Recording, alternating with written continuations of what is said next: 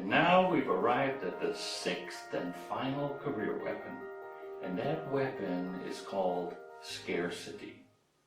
The scarcity weapon is based on the principle that opportunities appear by others to have more value, or to put it another way, hard things are seen as better by people when compared with easy to get things, right? To illustrate, let me first ask a question. How would you feel about losing your house keys or your car keys? And now let me ask, how might that compare with if you find someone else's lost house keys or car keys? Would they feel the same for you? Or does one feel more important than another? Well, in human psychology, the possibility of losing something is much more powerful in terms of motivation than that of gaining something. So why is that? Well, that is because limited resources and time limits increase the perceived value or benefits of everything, including your available time to help others or their available time to help you.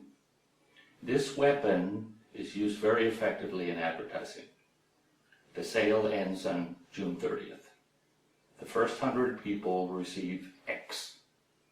For a limited time only, or the offer expires on Monday, etc.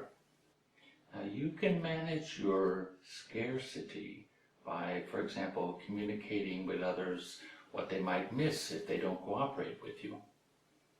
But pay attention to this point. You can also let significant others, or those who you are trying to influence, know how valuable their scarce time or attention is, valued by you. This is the weapon of scarcity in action. And that weapon reminds us that when things are less available or less accessible, they become more attractive to others.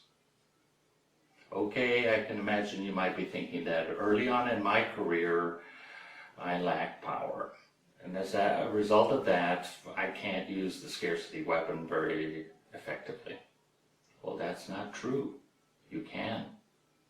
For example, imagine for a moment you have a suggestion to make to your boss. That suggestion might be about something which might solve a problem for the boss. In that case, this is how you could use the scarcity weapon. To your boss, politely suggest a time for a meeting to discuss the matter. And when you're making that suggestion, simply add the following statement: if your schedule allows for that.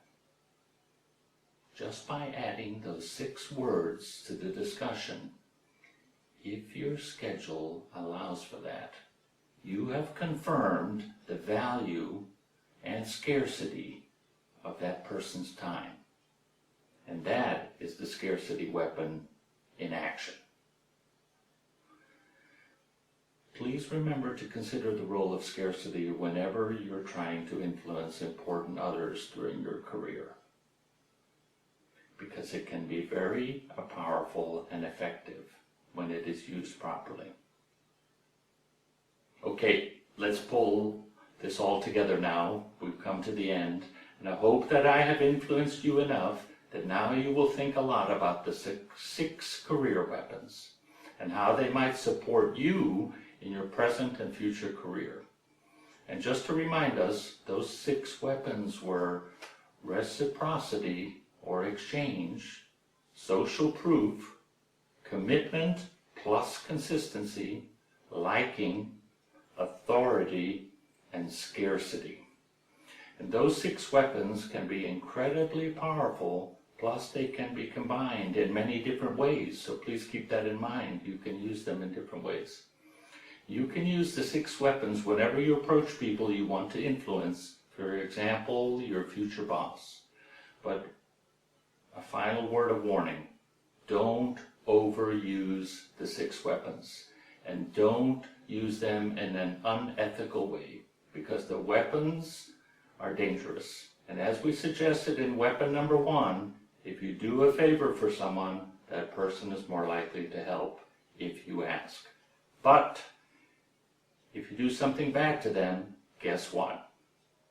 But always remember that success, as was discussed in our first session, is 2 times more about grit than it is about talent or skill. And that skill would include the skill to influence others by deploying the 6 career weapons. So always think, though, about how to deploy those weapons in your career. But do remember to drive carefully. And good luck.